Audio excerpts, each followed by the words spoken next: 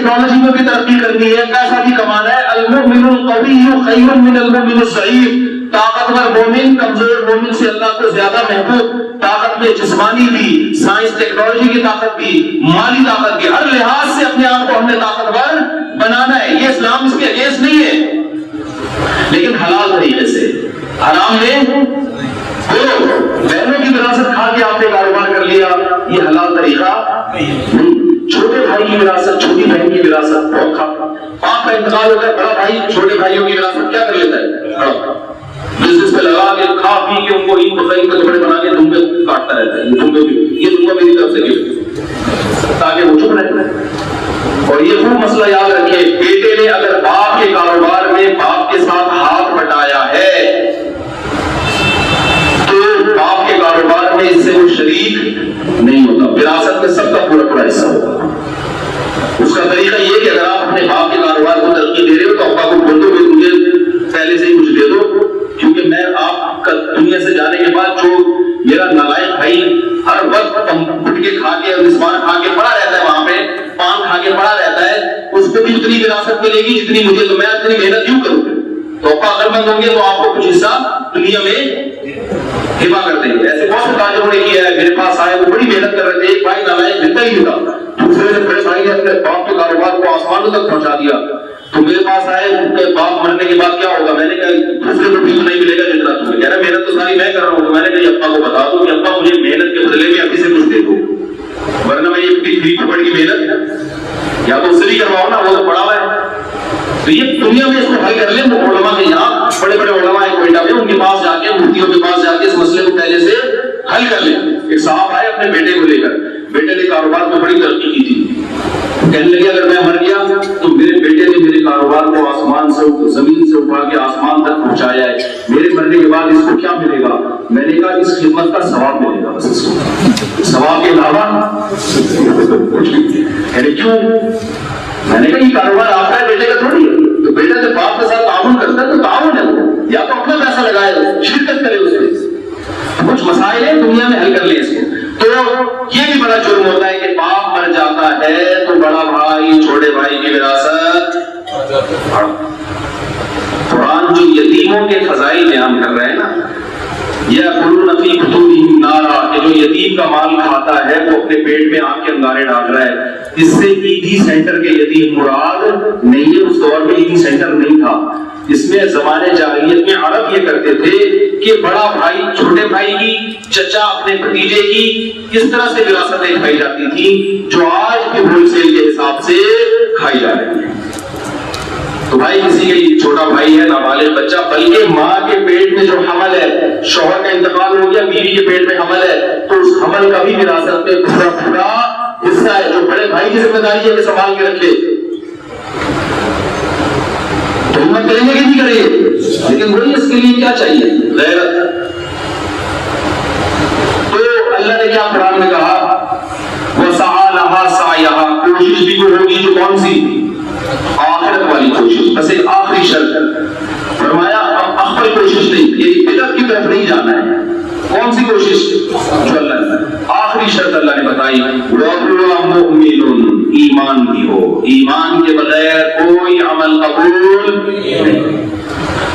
مجھ سے اکثر کالج یونیورسٹیوں کے طالب پوچھتے کہ نیوٹن نے انسان کی اتنی خدمت کی، اس کا آخرت میں نیوٹن کو کوئی بدلہ ملے گا؟ میں ان سے کہتا ہوں اللہ کے لیے کی ہے تو اللہ دے گا، انسانوں کے لیے کی ہے تو کون دے گا؟ انسان. اور انسان اس دنیا میں دے سکتے ہیں، آخرت میں نہیں دے سکتے. سوال پیدا ہوتا ہے کتنا انسانیت کی خدمت کی، کچھ بھی نہیں مل رہا اس کو ثواب. بھائی نیوٹن نے بنی ہوئی چیزوں کی تو خدمت کی، تو انسان ہے. جس نے نیوٹن کو بنایا، نیوٹن نے اس کا کتنا خیال کیا اور اس کے حقوق ادا کیے یا نہیں کیے؟ اللہ سب سے پہلے قیامت کے دن اس بارے میں سوال پوچھے گا. ہمیں نیوٹن سے محبت ہے کہ اس نے ہماری خدمت کی، تو خدا سے نیوٹن کو کیوں محبت نہیں تھی جس نے نیوٹن کو بنایا؟ جب پیدا ہوا تو اس کی ماں کی چھاتیوں میں پھول پیدا کر دیا، آسمان سے نیوٹن کے لیے بارشیں برسائی، زمین سے اس کے لیے تناور درخت پیدا کیے. تو ہمیں اس کی خدمت کی بیس پر جب اس سائنسدان سے محبت ہے تو اللہ کہے گا پبلک نے تیری خدمت کی بیس پہ محبت کی جو تھوڑی خدمت کی، تو نے مجھ سے محبت کیوں نہیں کی جبکہ تو میرے احسانات کے سمندر میں ڈوبا ہوا تھا؟ سمجھ میں آ رہی؟ پولیس نہیں کرانی پڑے گی. تو ایمان کے بغیر کوئی نیکی قبول نہیں، اور ایمان بھی عقل والا نہیں، جس کو اللہ اس کے رسول نہیں مانتا. ہندو کہتا ہے میں بھی ایماندار ہوں، وہ 500 بھگوانوں کی عبادت کر کے بھی اپنے آپ کو کیا کہتا ہے؟ میرا ایمان ہے. اللہ اس کو ایمان والا مشرک یا اللہ مدد کے ساتھ یا رسول اللہ مدد بھی کہتا ہے، اور کہتا ہے میں بھی مومن ہوں، مگر اللہ اس کو مومن ماننے کے لیے تیار بولو نا بھائی نہیں ہے.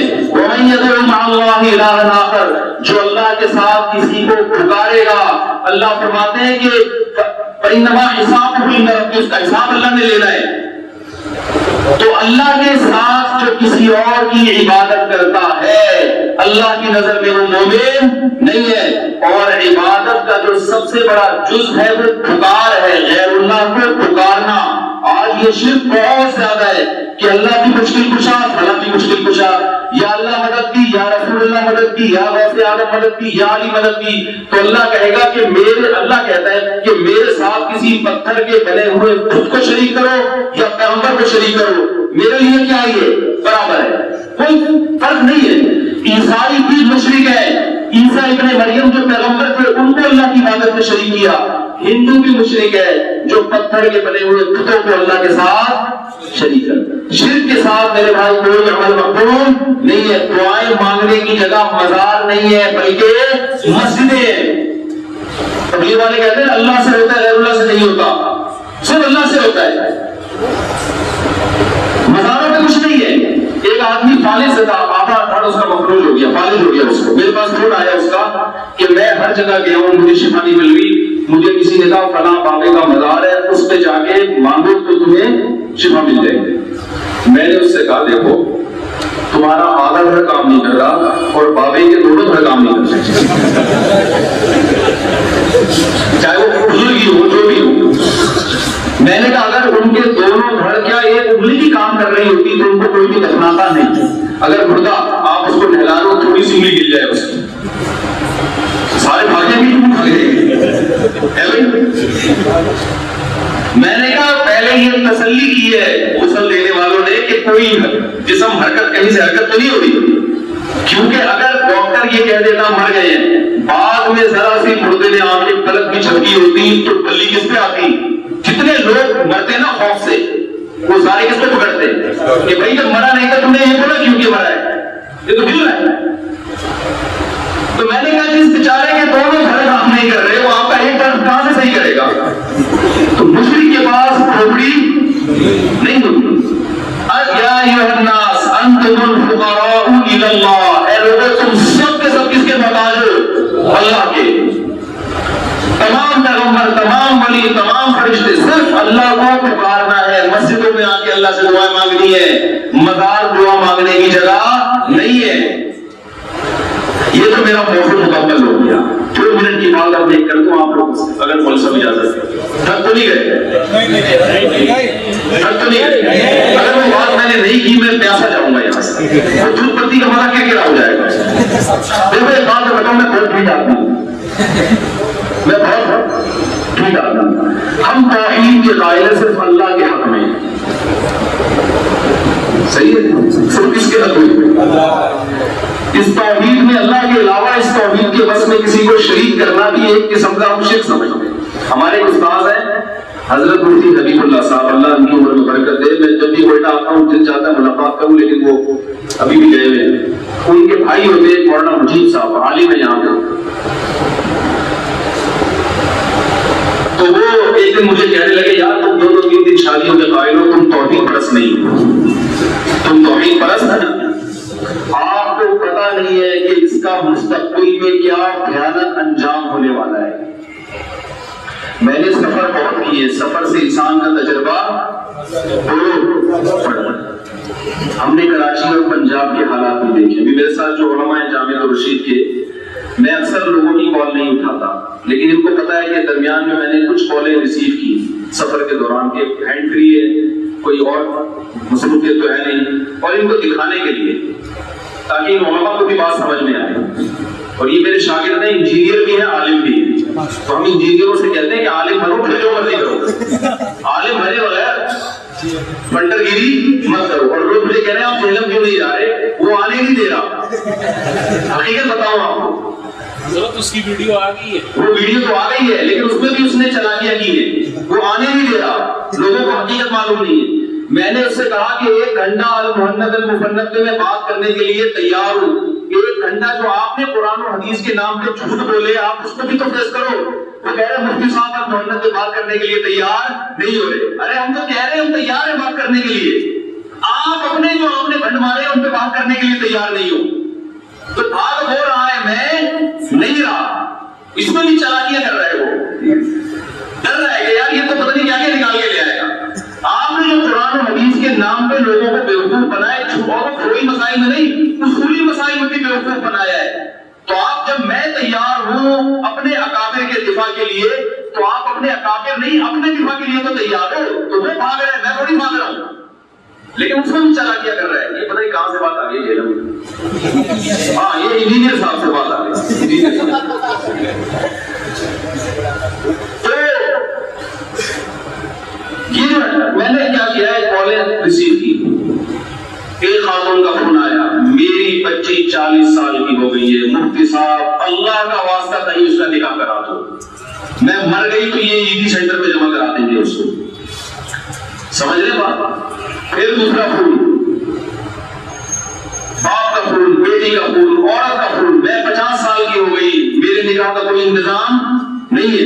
کراچی اور پنجاب کے جو حالات ہیں وہ انتہائی بھیانک ہو چکے ہیں. بیٹی پیدا ہونے پر کوئی خوشی بولو نہیں منا. دوسری طرف میں گلگت چترال پہ گیا ہوں. گلگت کے ایک علاقے میں ایک آدمی کی 20 بیٹیاں. کتنی؟ 4 بیٹیوں سے. آپ کہیں گے یار یہ ایک سے کیسے ہو. وہ ایک آدمی سے کسی نے کہا کہ آپ کیا کرتے ہیں؟ اس نے کہا میرے 28 بچے ہیں. اس نے کہا میں آپ سے پوچھتا ہوں آپ کرتے کیا ہیں؟ اس نے کہا میرے 28 بچے ہیں. میں کہا میں پوچھ رہا ہوں کرتے کیا؟ کہہ رہے یہ کام نہیں ہے کیا؟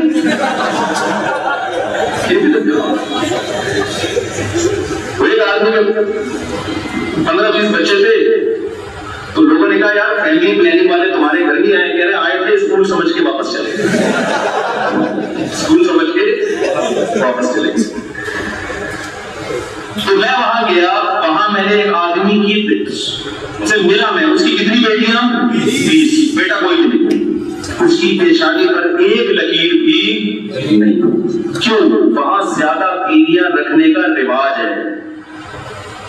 سمجھتے ہو بات کو؟ ایک عالم مجھے ملے, انہوں نے مجھے کہا دارالفرنگی سے فارغ ہیں گلگت میں. انہوں نے کہا کہ یہاں 2-3 شادیوں کا رواج ہے جس کی وجہ سے عورتوں پر ملنا مشکل. مرد بیچارہ ڈھونڈتا رہتا ہے, کوئی لڑکی ملے اپنی شادی کے لیے. تو مسائل کس کے ساتھ ہے وہاں؟ مردوں کے ساتھ. مردوں کے ساتھ مسائل کا ہونا اتنا برا نہیں ہے, عورتوں کے ساتھ مسائل کا ہونا بہت خطرناک. جیسے باپ ٹینشن میں آتا ہے, ماں ٹینشن میں آتی ہے, وہ لڑکی زنا کی طرف جائے گی, برائی کی طرف جائے گی. تو یہ تو مشاہدے پر مبنی ایک حقیقت ہے. تو وہاں ان عالم نے بتایا کہ میری بچی جب پیدا ہوئی تھی میں نے ارادہ کیا تھا جب تک بالغ نہیں ہو جاتی اس کی میں کہیں نسبت طے نہیں کروں گا.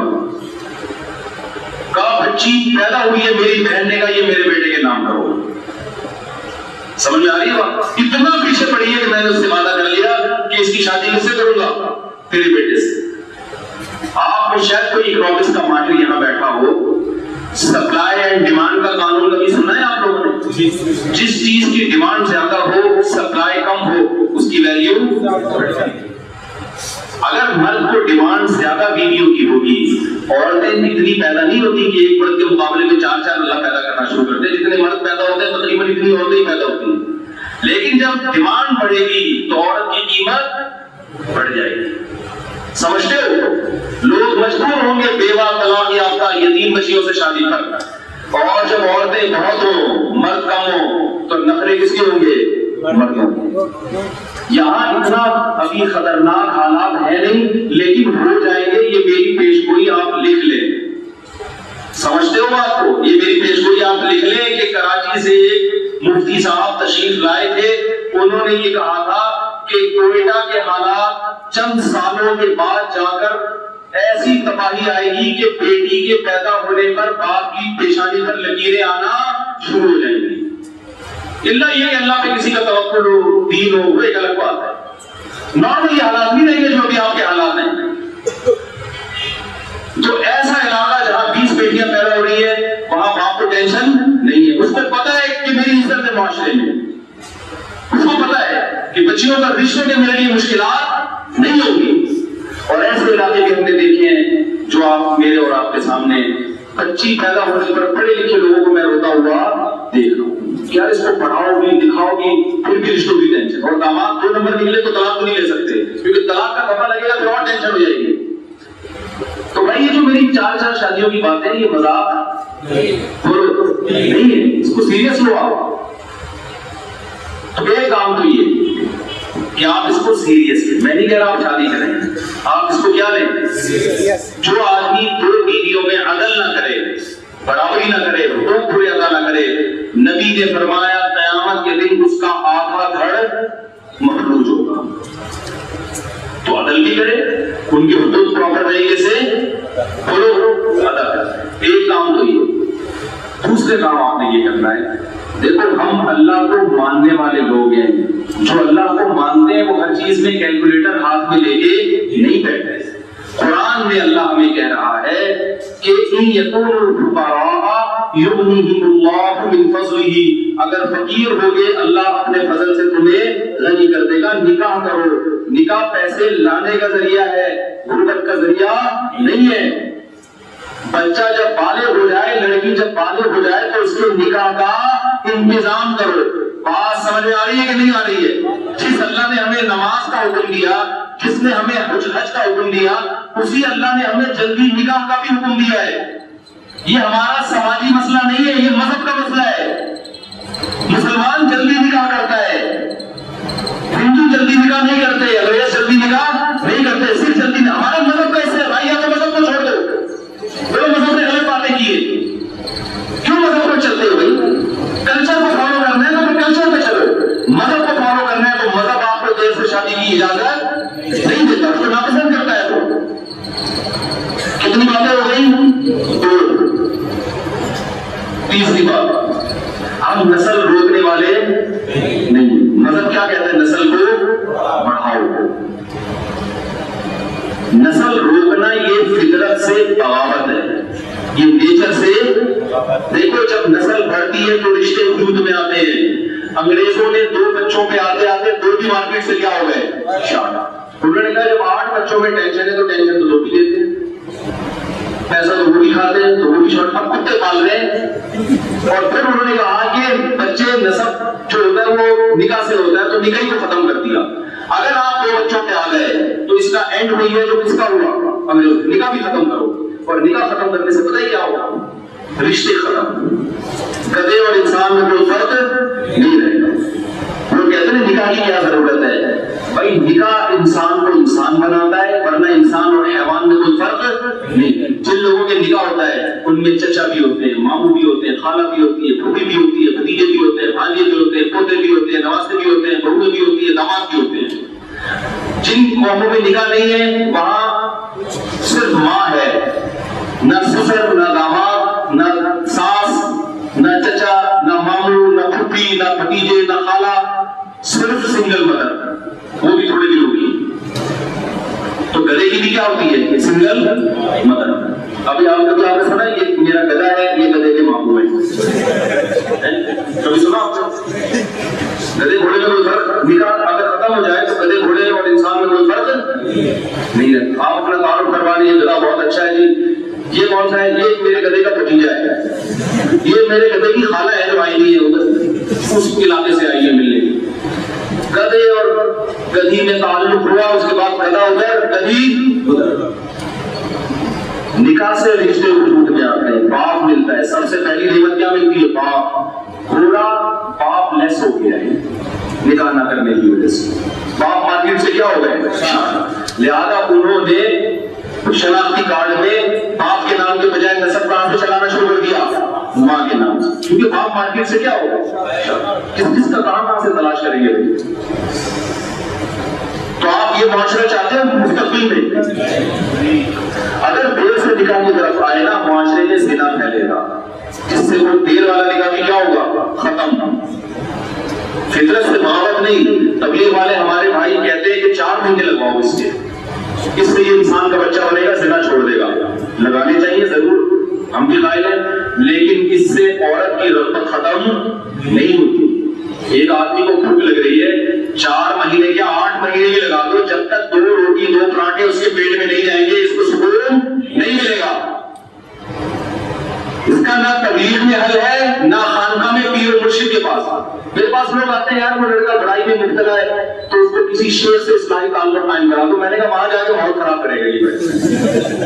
ابھی لڑکیوں کا آتی ہے، تھوڑی دنوں میں لڑکوں کو بھیجنا شروع کر دے گا۔ اچھا نہیں لگ رہا مجھے الفاظ کہنا، لیکن ہو گئی ہے، وہاں جا کے ماحول خراب کرے گا۔ اور بھائی کسی کو بھوک لگ رہی ہے تو پیٹ روٹی سے بھرے گا، چاول سے بھرے گا، خانقاہوں سے نہیں بھرے گا۔ قرآن نے بھی جہاں نظر کی حفاظت کا حکم دیا، سورہ نور میں اگلی آیات میں شادی کا حکم دیا ہے، کیونکہ دین فطرت ہے نا، نیچر کی بات کرے گا، وہ فطرت کی بات کرے گا۔ صحیح حدیث ہے، ہمارے نبی گھر سے باہر نکلے، ایک عورت پہ آپ کی نظر پڑی، صحیح حدیث ہے، اس میں کوئی توہین نہیں ہے، ہمارے نبی نے خود بیان کیا۔ ایک عورت پہ نظر پڑی، فوراً گھر آئے، اپنی زوجہ کے پاس آئے اور آپ نے فرمایا عورت تک لگتی ہے شیطان کی صورت میں، کسی کی عورت پہ نظر پڑے، دل میں خیالات ہیں تو فوراً کہاں جاؤ؟ اپنی زوجہ کے پاس جاؤ، کیونکہ یہ نیچر ہے بھائی، اس کا پیغمبر ہونے نہ ہونے سے تعلق نہیں ہے، یہ تو انسان کی فطرت ہے۔ جب تک مرد ہے اس میں عورت کی رغبت رہے گی، چاہے بزرگ ہو، چاہے عالم ہو، چاہے ڈاکٹر ہو، چاہے انجینئر ہو، کچھ بھی ہو۔ اس کا حل اس کا نکاح ہے، اس کا حل خانقاہ محاسبے مراقبے یا بدرنجی کے خلاف بیانات نہیں ہے۔ ہمارے حضرت ایک واقعہ سنایا کرتے تھے کسی پشتون علاقے کا، تو حضرت میں پشتو سٹائل میں سناتے تھے تو میں بھی اسی سٹائل میں سناؤں گا ورنہ مزہ نہیں آئے گا۔ وہ واقعہ سناتے تھے کہ ایک سیدھا سادہ بیچارہ گاؤں کا کوئی پٹھان تھا، ایک مفتی صاحب کے پاس آیا، وہ بیچارہ سیدھا سادہ، اس نے مفتی صاحب سے کہا، یہ مفتی صاحب بہت پڑھے لکھے، اس نے مفتی صاحب سے کہا کہ مفتی صاحب ہم علماء سے سنتے ہیں متقی جنت میں جائے گی اور متقیوں کے لیے جنت ہے اور متقی کو دنیا میں بھی نعمت ملے گی، آخرت میں بھی نعمت ملے گی، تو یہ متقی کس کو بولتی ہے؟ متقی یہ ہوتی کیا ہے؟ وہ تو خدا کو ہوتی کر دیا نا اس نے۔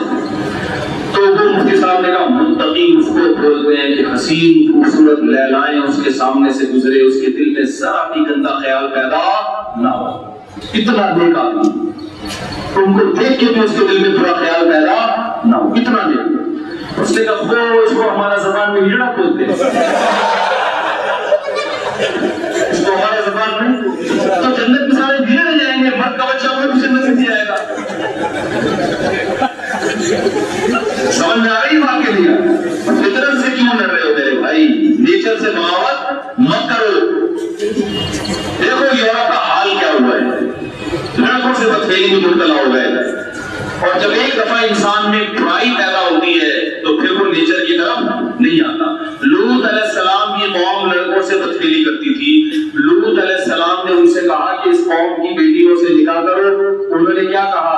ما لنا فی بناتک من حق، ہمیں عورتوں میں رغبت نہیں۔ لڑکوں کے عادی ہو گئے، جو زنا کا عادی ہوتا ہے بیوی میں رغبت نہیں رہتی، جو لڑکوں کا عادی ہوتا ہے عورت میں رغبت نہیں رہتی، دنیا میں عذاب ملتا ہے اس کو۔ تو فطرت بدلنے سے پہلے گھر بسا لیا جائے تو اچھا نہیں ہے؟ تو نسل بھی مت روکو، اس سے تمہارا خاندان سمٹ کے چھوٹا اور پھر بالآخر غائب، کیونکہ بریک نہیں لگے گی۔ اب آپ کہو چھوٹا خاندان جو آج ہے، اگلی نسل میں کوئی چھوٹا بھی نہیں رہے گا، وہ کیا ہو جائے گا؟ غائب۔ ہمارے نبی کے پاس ایک شخص آیا، بس یہ آخری حدیث سچی مچی کی آخری حدیث سنا کے بیان کروں گا، اس کے بعد باقی مزید بیان نہیں کروں گا، یہ 2-3 سوال کے جواب دے دوں گا بس۔ ایک صحابی ہمارے نبی صلی اللہ علیہ وسلم کے پاس آئے، عرض کیا کہ یا رسول اللہ انی اصبت امرأة ذات حسن و جمال و منصب و مال۔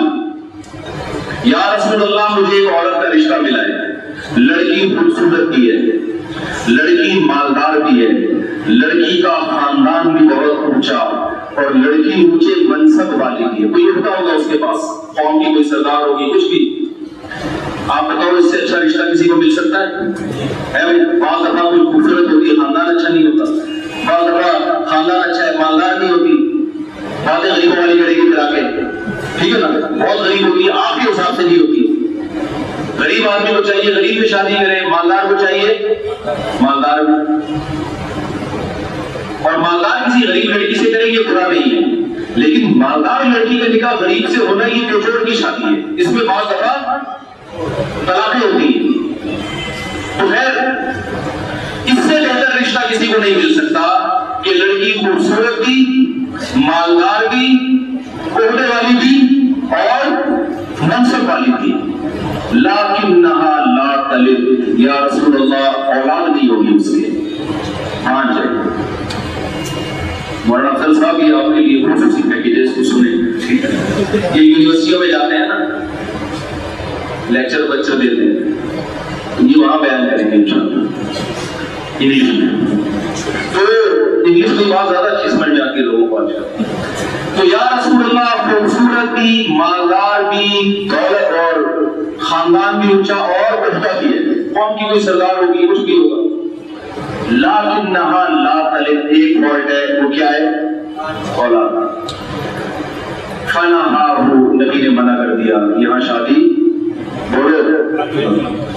صحابی چلے گئے، دوبارہ آئے، پھر عرض کیا یا رسول اللہ ایک عورت کا رشتہ ملا ہے، خوبصورت بھی ہے، مالدار بھی ہے، خاندان بھی اونچا، منصب بھی اونچا، ایک فالٹ ہے اولاد نہیں ہوگی. تمہارا اجازت مل جانی چاہیے تھی. آپ دیکھتے کہ بھائی حالات تو ہے نا، 5 عورت سے نکاح بھی کر سکتے ہیں، کوئی شرم گناہ نہیں، لیکن جب مشورہ لیں گے تو مشورہ تو اچھا ہی دیا جائے گا نا. آپ نے کیا کیا؟ منع نہ. وہ چلے گئے، پھر دوبارہ آئے، یا رسول اللہ خوبصورت بھی ہے، مالدار بھی ہے، خاندان بھی اونچا اور عہدہ بھی. اتنا اچھا آپشن میں اپنے الفاظ میں کہہ رہا ہوں مارکیٹ میں اویلیبل نہیں، کبھی کبھار ہی آتے ہیں. لیکنہا لا تلد، لیکن اولاد نہیں ہوتی. اس دفعہ آپ نے کیا فرمایا؟ فنہاہ، پھر منع کر کے فرمایا تزوجوا الودود الولود، ایسی عورت سے شادی کرو جو بے انتہا محبت کرے اور بچے کثرت سے چلے.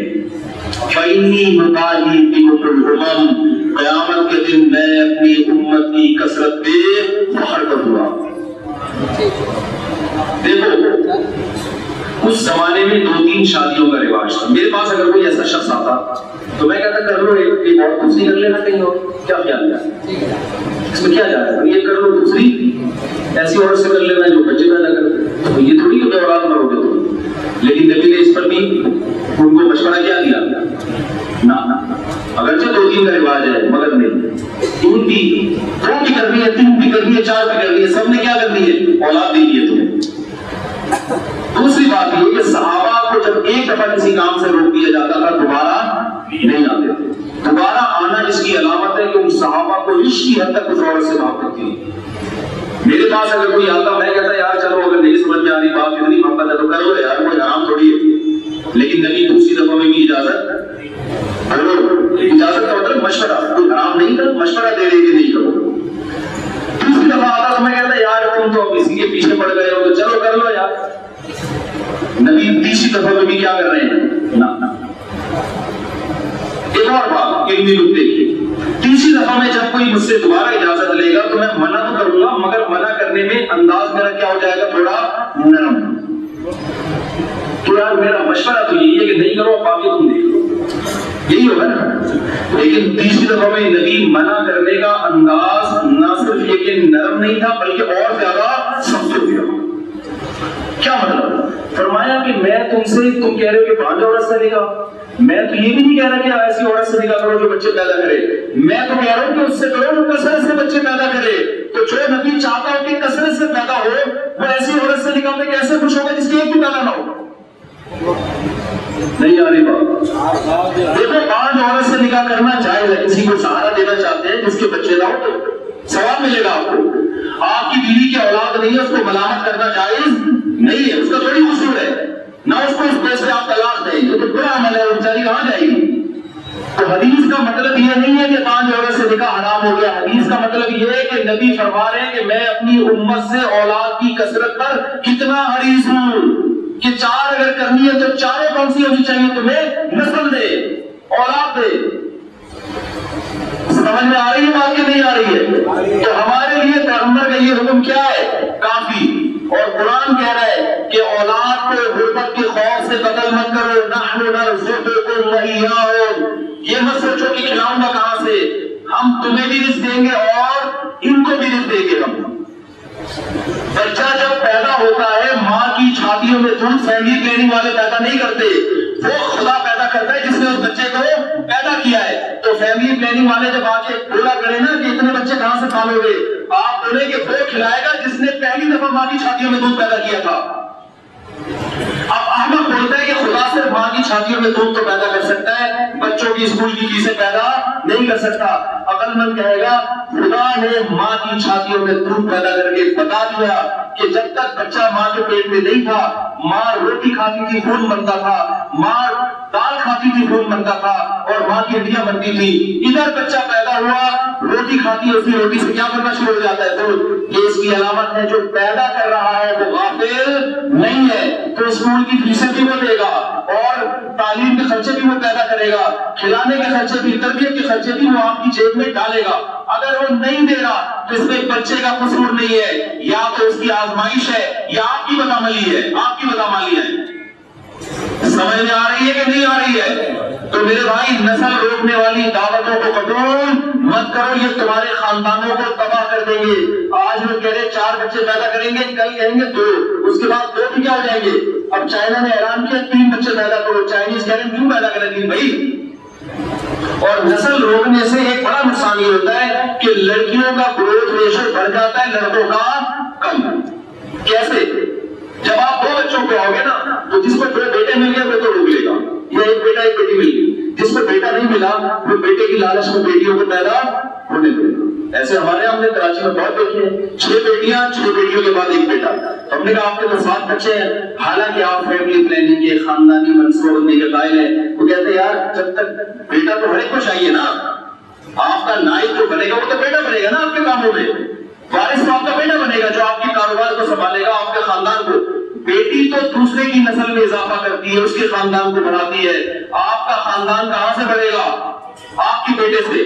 بیٹی کے اپنے فضائل ہے، 3 بیٹیاں پالنے پر نبی نے جنت کی بشارت دی ہے، لیکن ہر آدمی کو جیسے بیٹی چاہیے بیٹا بھی چاہیے۔ تو ہوتا یہ ہے کہ جس کے بیٹا پیدا ہو گیا 1 بیٹی کے بعد وہ تو روک لے گا، جس کے نہیں پیدا ہو 6 بیٹیاں پیدا ہوگی اور اس کے بعد جا کے بیٹا۔ تو بیٹیوں کی تعداد تو 6 عادت ہوگی، بیٹے مارکیٹ سے شارٹ ہونا، پھر کی شادی کے مسائل کھڑے ہو جائیں گے۔ نہیں آ رہی سمجھ؟ ابھی نہیں آ رہی، 50-60 سال کے بعد کھوپڑی میں آئے گی، مگر موقع ہاتھ سے نکل چکا ہوگا۔ تو ہم انسان کے بچے ہیں، مسلمان ہیں، ہم وہ نہیں کہیں گے جو لبرل لوگ کہہ رہے ہیں، ہم لوگ کہیں گے جو مذہب کہہ رہے ہیں جلدی شادی کرو بچے، یہ نہ ہو کہ بیچاری عورت ہی کو مار دیں آپ جان سے، اس کی صحت کا خیال بھی کریں۔ اور اولاد عورت کے لیے بھی ضروری ہے۔ دیکھو میں اپنی والدہ کو یاد کر کے روتا ہوں، انہوں نے ہمیں پالا، ہم 8 بھائی بھائی تھے۔ اگر ہم یہ نہ ہوتے تو ہماری والدہ بڑھاپے میں اتنی خدمت تھوڑی نہ ملتی ان کو۔ ہمارا تو جھگڑا ہوتا تھا، میں والدہ کو اپنے پاس رکھوں، دوسرا بھائی کہتا ہے میں اپنے پاس رکھوں گا۔ ایک آدھ بچہ بیچارہ کیا کرے گا یار، وہ تو خوش بن جائے گی ماں باپ بڑھاپے، وہ کہے گا یار میں ان کو پالوں دکان میں سنبھالوں میں کیا کروں گا۔ تو عورت کو بھی اولاد چاہیے۔ ہمارے یہاں یہ فیملی پلاننگ والوں نے عورت کو غلط پٹیاں پڑھا دی ہیں کہ بچے پیدا کرو گی تمہاری صحت خراب ہو جائے گی، تمہاری جوانی خراب ہو جائے گی، تم ان کو پالو گی ترقی نہیں کر سکو گی۔ یہ سب الٹی باتیں ہیں۔ نیچر پہ چلنے سے صحت اچھی ہوتی ہے، حمل روکنے سے عورت کی صحت خراب ہوتی ہے، بچے پیدا کرنے سے خراب نہیں ہوتی۔ پہلے زمانے میں 90 سال کی مائیں ہوتی تھی، اب کیا ہو رہی ہے 50-55 سال کے بعد بولتے تھے یہ کیا ہے، یہ نسل روکنے کا ایک بہت بڑا سبب اس کا نسل روکنا ہے۔ کینسر کی ایک لیڈی ڈاکٹر اسپیشلسٹ نے مجھے بتایا کہ جن لڑکیوں کی شادی دیر سے ہوتی ہے ان میں بریسٹ کینسر کے چانسز زیادہ ہوتے ہیں۔ لڑکی کی جلدی شادی ہو جائے گی، بریسٹ کینسر کے چانسز کیا ہو جائیں گے، کم ہو جائیں گے۔ جو لڑکیاں نسل روکتی ہیں، جو بونر کھا رہی ہیں، ان کو کینسر ہو رہا ہے، رحم کا کینسر ہو رہا ہے، اور پتہ نہیں کیا کیا ڈپریشن کی بیماریاں پیدا ہو رہی ہیں۔ نسل روکنے سے بیماریاں پیدا ہوتی ہے، اولاد پیدا کرنے سے بیماریاں پیدا نہیں ہوتی. یہ بہت غلط پٹیاں پر. جیسے عورت کی آزادی ہے نا, کہتے ہیں نا لبرل لوگ عورت پردے کی پابندی نہیں ہے, شوہر سے آزاد ہے. اصل میں عورت کی آزادی کا لیبل ہے, مزے کس کے آ رہے ہیں؟ مرد کے. آزاد مرد ہو رہا ہے, مزے مرد کے ہو کے آ رہے ہیں. عورت کو تو بیوقوف بنایا جا رہا ہے. عورت پردے میں ہوتی ہے, مزے خراب مرد کے ہو جاتے ہیں, اس کو دیکھنے کے لیے کوئی ملتا نہیں ہے. عورت پردے سے آزادی تو عورت کا مزہ تھوڑی ہے, مزہ کس کا ہے؟ مرد کے مزے ہیں. دفتر میں بھی ادھر بیٹھی ہوئی ہے, اس کے پاس یونیورسٹی میں بیٹھی ہوئی ہے, اس کو اپنی بیوی اچھی نہیں لگتی. اسلام نے عورت کو پابند بنا دیا, پردہ کرے. اس کا فائدہ کیا ہوگا کہ مرد کو اپنی بیوی کے علاوہ دیکھنے کے لیے کوئی نہیں ملے گا. حضرت حکیم محمد صاحب فرمایا کرتے تھے, لے دے کے اپنی بیوی کے پاس ہی لائے گا. سب پڑھ کے میرے نظر آئیں گے, کہاں جائے یار, یہی ہے جو میرے لیے اللہ نے بنائی. تو فائدہ کس کا ہوگا اس میں؟ عورت کا فائدہ ہے. تو پردے میں عورت کو حق ملتا ہے, بے پردگی میں عورت کا حق ضائع. نسل روکنے میں عورت کا نقصان ہے, کیونکہ عورت کے لیے سب سے بڑا گفٹ اس کی اولاد ہے. آپ نے وہی چھین لی اس سے, تو اس کو تو سب سے بڑی جو نعمت اللہ نے رکھی تھی وہ چھین لی آپ نے اس سے, اس کا تو بڑا غلط ہو جائے گا. لڑکیوں کی بات سمجھ میں نہیں آتی ہے کہ ہم یہ تو دیکھو, یہ جو عورتوں سے میں بولتا ہوں کہ یہ جو تمہاری خوبصورتی ہے نا, یہ تھوڑے دن میں ختم ہو جائے گی. یہ جو لڑکے لفٹ کرا رہے ہیں نا, عورت میں بڑھاپا جلدی آتا ہے, مرد تو 90 سال تک کی کم وقت چلتا رہتا ہے. دوائیں کھا کھا کے ہم نے حکیم بڈے دیکھے ہیں, 80 سال کے حکیم میں بچہ پیدا ہو گیا. کہاں سے آ گیا بچہ؟ 80 سال کا ہو جاتا ہے. عورت کا کبھی نہیں سنا کہ 80 سال میں بچہ پیدا ہوا ہو. ہمارے حضرت کے والد نے 80 سال میں شادی کی تھی, بچہ پیدا ہوا تھا ان کے. کبھی کسی عورت کا سنا آپ نے؟ ہے بھائی. تو آدمی تو چلے جاتے ہیں, عورت دیکھو پھول جلدی مرجھا جاتا ہے, کانٹے دار درخت دیر تک قائم رہتے ہیں. مرد تو درخت ہوتا ہے, سخت ہے, سخت جان ہے, وہ چلے گا. 40 سال میں تو مرد حقیقت میں جوان ہوتا ہے, اور عورت 40 سال میں کیا ہو جاتی ہے؟ بہت جلد. تو ان عورتوں کو اگر آپ نسل کی رکوات ہوگے تو بھئی یہ جوانی کی بہاریں تو تھوڑے دن کی ہے. اپنے آپ کو ٹھکانے میں لگاؤ, شادی کرو, بچے پیدا کرو. تھوڑے دنوں میں یہ اولاد آپ کو جو خدمت کرے گی, ماں کا حق دے گی, ماں کی محبت دے گی, وہ آپ کو کہیں اور ملنے والی نہیں. اب انگریز عورتیں کیا کرتی ہیں, جوانی میں کوئی عیاشی کر لی, ذرا سا بڑھاپا آیا تو اب محبت ملنے والی نہیں. ہمارے دوست جرمنی میں انہوں نے ایک بھتیجا کے ہاتھ میں ایک نواسی یا پوتی دیکھی, بڑے خوش ہوئے, کہنے لگے یار یہاں تو بڈھی عورتوں کو کوئی لفٹ نہیں کراتا.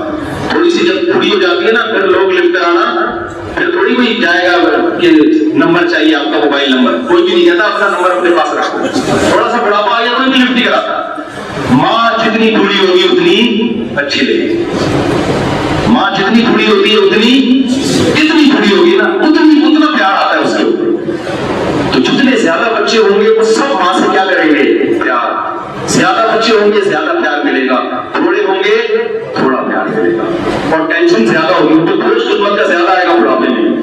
آپ تو ٹینشن میں آ جاتے ہیں, یار اکیلا ہوں میں کیسے ماں کو بڑی ماں کو ڈالوں یار, پھر وہی ہوگا وہی روم بنیں گے. تو انہوں نے جرمنی میں, میرے ایک دوست تھے, انہوں نے کہا کہ میں اپنی فیملی کے ساتھ جرمنی میں رہنا چاہتا تھا, لیکن میں نے ایک منظر دیکھا, میں نے توبہ کی میں یہاں پہ نہیں رہوں گا. ایک بوڑھی عورت کو دیکھا اپنے پوتے نواسے کو پارک میں ٹہلا رہی ہے.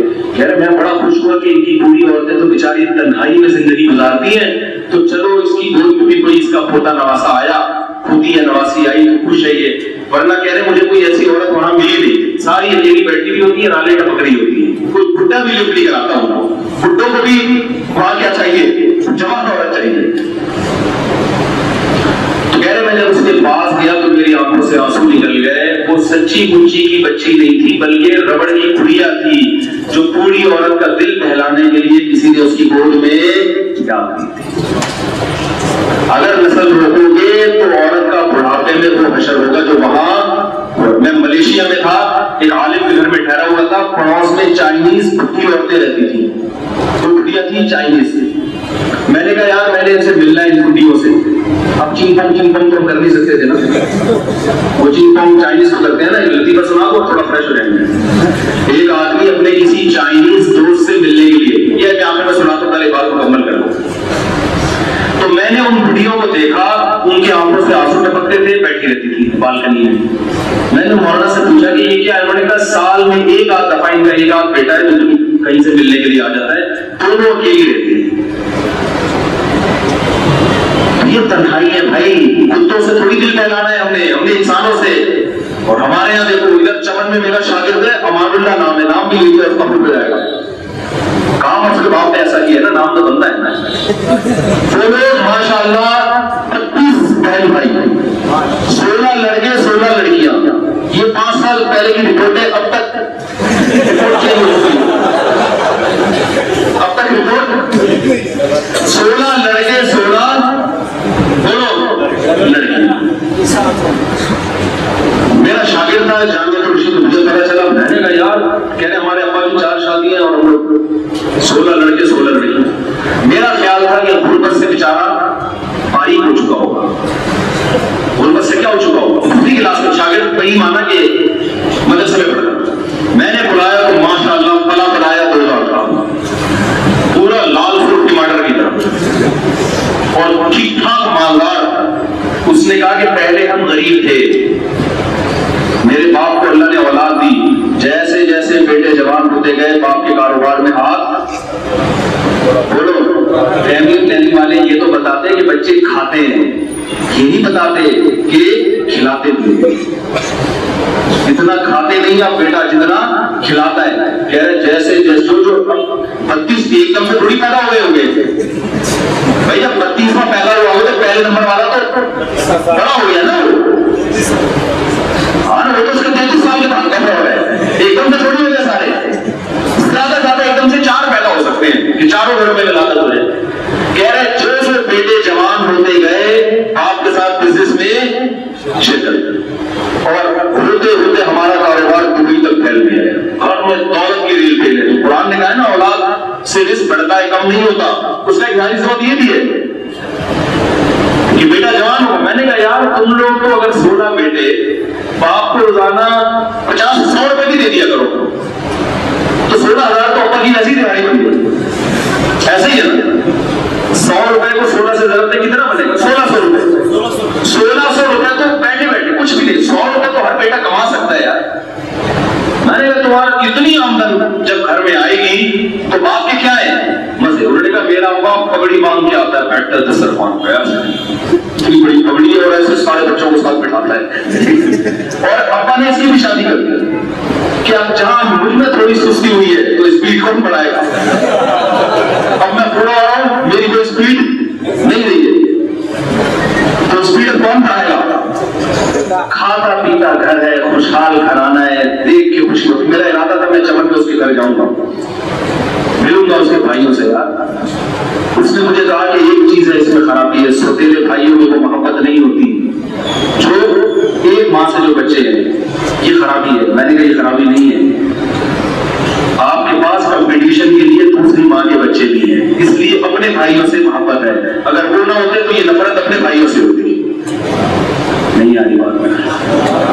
ایک بڑے عالم نے مجھ سے کہا کہ یوسف علیہ السلام اگر دوسری شادی نہ کرتے کتنا اچھا ہوتا. یعقوب علیہ السلام ان کی دوسری بیوی سے یوسف علیہ السلام پیدا ہوئے, جس کی وجہ سے پہلی بیوی کے بچوں نے حسد کیا, ان سے سوتیلے بھائی سے کنویں میں ڈال دیا. کتنی ٹینشن.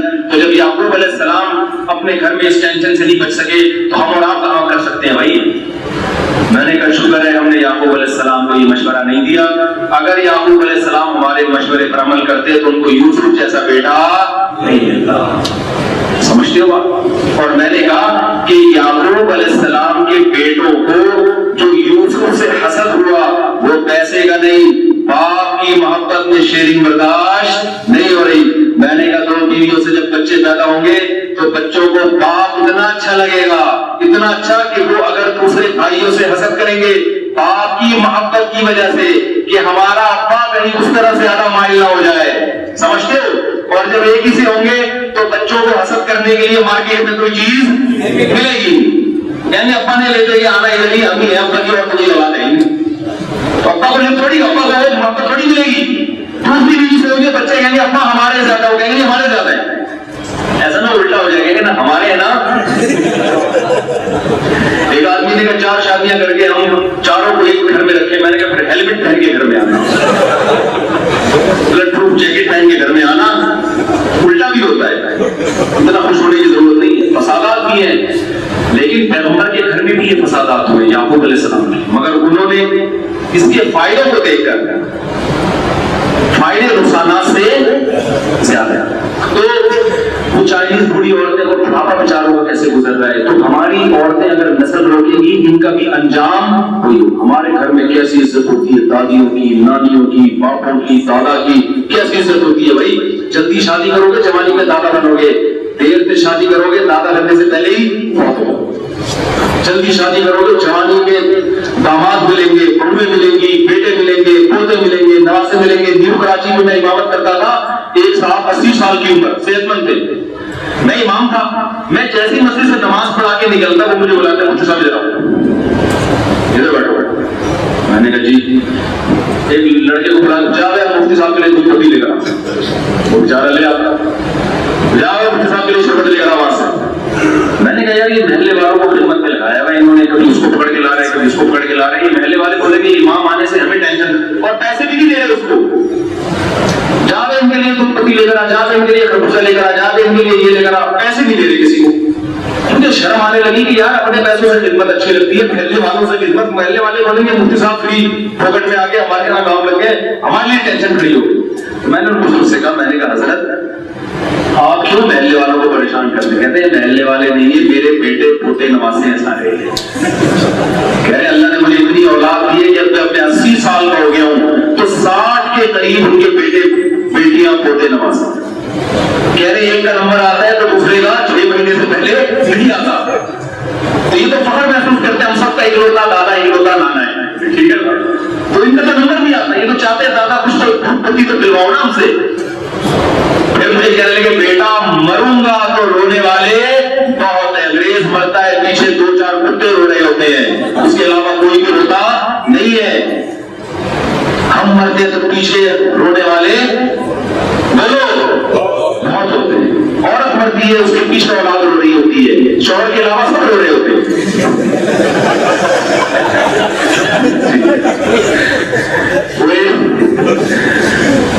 ہمارے والد صاحب ایک لطیفہ سناتے تھے, اللہ مغفرت فرمائے, کہ ایک آدمی کی بیوی مر گئی. وہ اصل میں مری نہیں تھی, اس کو سکتا ہوا. اب یہ بیان ختم ہو گیا, بس 2 چٹکلے سنا کے بات ختم کر رہا ہوں. تو چائنیز والا بھی سناؤں گا. تو وہ جنازہ کی چارپائی جا رہی ہے, وہ بیوی مری نہیں تھی, ہوا تھا سکتا. سب کلمہ پڑھ رہے ہیں, یہ بھی کلمہ پڑھ رہا ہے. اچانک ایک کھمبے سے ٹکر ہو گئی, وہ اٹھ کے بیٹھ گئی. یہ کیا ہو گئی؟ اب دوبارہ کچھ دنوں کے بعد سچی مچی کی مر گئی. اب جب یہ لے کے جا رہے ہیں نا, سب کلمہ پڑھ رہے ہیں, کہہ رہے بھائی کھمبا بچا کے, بھائی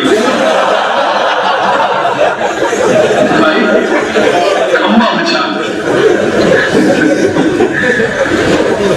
تو خیر وہ چائنیز والا بھی سنا دیتا ہوں. ایک آدمی کوئی دیہاتی تھا بیچارہ گوار تھا, اس کی چائنا والے سے دوستی ہو گئی. اس کو اطلاع ملی کہ وہ چائنا کا بندہ ادھر پاکستان میں آیا ہوا ہے, وینٹیلیٹر پہ پڑا ہوا ہے, آکسیجن لگی ہوئی ہے. اس نے کہا چلو اب مر رہا ہے تو اس کی جا کے میں, یا مر رہا ہے یا صحت کے لیے بیمار ہے, بیمار آدمی ہے تو عیادت کر لیتا ہوں. یہ چلا گیا وہاں جا کے, جب اس وینٹیلیٹر لگا ہوا ہے, آکسیجن کا پائپ نیچے سے گزر رہا ہے, یہ کھڑا ہوا. تو جیسے ہی وہاں کھڑا ہوا وہ چائنیز کرتے کرتے مر گیا. اتنی زور زور سے کرتے کرتے روح پرواز تھا. یہ پریشان یار ہوگی تو ٹھیک ٹھاک تھا, وہاں سے تو یہ ڈاٹا کر رہا تھا, ادھر میں قریب آ کے کھڑا ہوا چیخ کرتے کرتے مر گیا. اس نے کہا یار اس نے مجھے یقیناً کوئی اہم بات بتائی ہے, اسی لیے مرتے ہوئے تو آدمی ایسی باتیں نہیں کرتا. تو اس نے وہ الفاظ ذہن میں بٹھا لیے, کیا کہا ہے سچین فون, اس کا ترجمہ کرواؤں گا میں. تو وہ الفاظ اس نے رٹا لگا کے یاد کیے کہ جی پہلے تھا یا چاند پہلے تھا یا پاں پہلے تھا. جی پاں کر کے نا ترجمہ اس نے کہا ترجمہ کرواتا ہوں, یہ میرے دوست نے مرتے ہوئے کوئی اہم بات بتائی. چائنا گیا, اس کا ترجمہ کروایا تو ترجمہ یہ تھا الو کے پٹھے آکسیجن کے پائپ سے پاؤں بڑھا.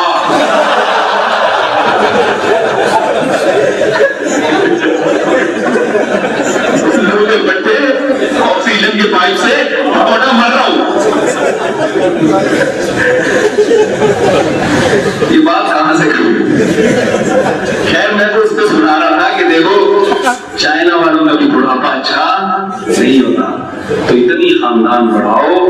عورتوں کو بھی میں کہتا ہوں مرو تو پیچھے رونے والے, مغفرت کی دعا کرنے والے ہوں, صدقہ خیرات کرنے والے ہوں. جوانی ختم ہونے والی ہے ہر ایک کی, بڑھاپا اچھا گزرے گا. کرو سب مل کے آپ کو کھلائیں گے, عزت بھی دیں گے. اللہ تعالیٰ سے دعا ہے کہ جو کچھ کہا سنا اس میں اگر کوئی غلطی ہوئی اللہ معاف فرمائے. جلدی سے سوال دیتے ایک تو کس پڑھنے بہت ٹائم ہو گیا جی. نمبر میں دوں گا لیکن وہ اٹھاتا نہیں ہوں, فائدہ نہیں ہے. مفتی صاحب مجھے آپ سے محبت ہے مولانا, مجھے دوسری شادی کے لیے پہلی بیوی نہیں جا سکتی ہے لیکن کوئی دینے کے لیے تیار نہیں ہے. انجوائے کرو لائف, کسی کے دیے بغیر تھوڑی ہو جائے. کوئی آپ کو اپنی بیٹی اس وقت دے گا جب آپ کے اندر کوئی خاصیت ہو. وہ یہ دیکھے گا کہ آپ دودھ پال سکتے ہو کہ نہیں سکتے, جس میں آپ کا ارادہ نہیں چلے گا, اگلا دیکھے گا.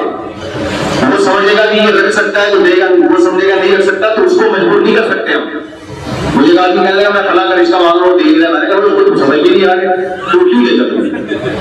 ویسے تھوڑی ہوتا ہے, وہ تو لڑکی کا باپ. اچھا بھائی ایک بات رہ گئی تھی, ریکارڈ ہو رہی ہے, ایک اہم بات رہ گئی.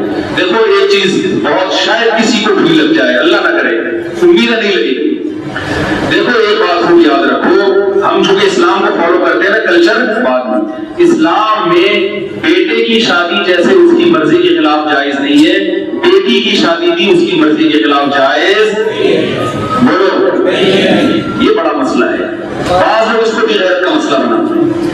ہمارے نبی نے ایسے رشتے توڑوائے ہیں جہاں بیٹی سے پوچھے بغیر باپ نے شادی کر دی تھی, حالانکہ لڑکی بھی کم عمر تھی.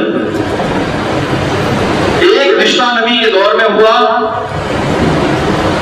جو لڑکی کے ولی تھے, باپ کا انتقال ہو گیا تو چچا ولی ہوتا ہے نا, ولی نے طے کر دیا مالدار صحابی تھے, لڑکی پسند کرتی تھی غریب صحابی کو. آپ صلی اللہ علیہ وسلم نے مالدار سے رشتہ توڑوایا ہے اور کہاں کیا ہے غریب, اور فرمایا لن ترى للمتحابين مثل النکاح, فرمایا دو محبت کرنے والوں میں نکاح سے بہتر کوئی چیز. لڑکی بھی لڑکے کو پسند کر رہی ہے, لڑکا بھی, تو آپ نے فرمایا ان میں نکاح سے بہتر کوئی چیز نہیں. ہم اس کو غیرت کا مسئلہ بنا لیتے ہیں, نہیں آ رہی میرا خیال ہے پاس. ہم اس کو کیا بنا لیتے ہیں, بیٹی نے فلاں کو پسند کیوں کیا. بھائی یہ نیچر ہے, مرد کی عورت کی طرف اور عورت کی مرد کی طرف رغبت. یہ آپ کی بیٹی شریف ہے کہ اس نے شرافت سے آپ کو بتایا کہ میں نکاح کرنا چاہتی ہوں, بوائے فرینڈ نہیں بنانا. آپ اس میں شاباشی دو. ہاں بیٹی باپ کو نہ بتائے, ماں کو بتا دے. باپ سے بتانا ہے کہ خلاف ہوتا ہے, ماں کو بتا دے. جب ماں بتائے کہ بھائی بچی وہاں شادی کرنا چاہتی ہے تو غیرت کا مسئلہ نہ بناؤ اس کو. ہمارے نبی نے غیرت کا مسئلہ تو نہیں بنایا. صحیح حدیث ہے کہ چچا نے کہیں اور چاہتے تھے, پتہ چلا لڑکی کہیں اور, تو آپ نے فرمایا جہاں چاہے گی وہاں ہوگا نکاح. تو ہم اگر اسلام کو فالو کرتے ہیں تو بھائی اپنے کلچر کی غیرت کو ہمیں درمیان سے نکالنا. ہاں اگر کوئی پسند ایسے کو کر رہی ہے جو آپ کے خاندان کے لحاظ سے بہت ہی کمتر ہے, پھر غلط ہے. غیر کفر میں اگر پسند کر رہی ہے تو غلط ہے. آپ کا اچھا خاندان ہے, وہ خدا نہ خواستہ کسی بنگی چمار پہ عاشق ہو گئی ہے. دیکھو قیامت میں تو اللہ نہیں دیکھے گا کہ بنگی بہت عمل دیکھے گا, لیکن دنیا میں یہ چیزیں ویلیو رکھتی ہیں. تو اگر وہ غیر کفر میں چاہ رہی ہے, آپ کے خاندان کے جوڑ کا نہیں ہے, پھر تو باپ کو اعتراض کا پھر تو حق ہے باپ کو اعتراض کا. کہ ایک آدمی بڑا اچھا مالدار ہے, خاندانی ہے, اس کا اسٹیٹس بہت اچھا ہے, وہ کسی چپل چڑانے والے سے شادی کر رہی ہے, گھنٹیاں بجا بجا کے بھاگنے والے سے, تو اس میں تو آپ کے خاندان پہ بٹا لگے گا نا, خاندان کا مذاق اڑے گا نا.